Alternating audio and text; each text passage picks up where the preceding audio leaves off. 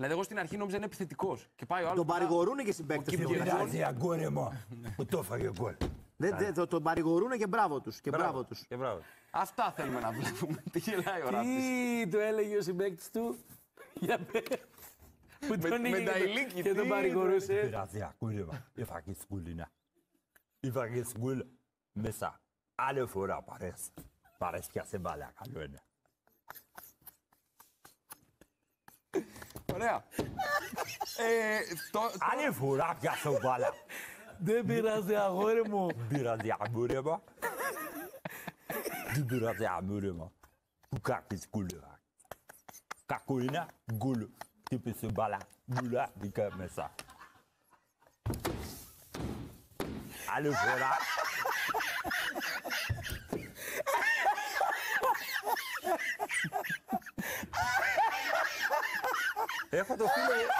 Έχω φίλο τη Σενεγάλη, γι' αυτό έχω το φίλο μου τη Σενεγάλη. Είναι φίλος μου. Και έτσι με τι κάνεις αγόρι μου, κάνεις κομμωδία σου κάνεις. Βλέπω μικρόφωνο κάνεις αγόρι μου, τώρα κομμωδία κάνεις.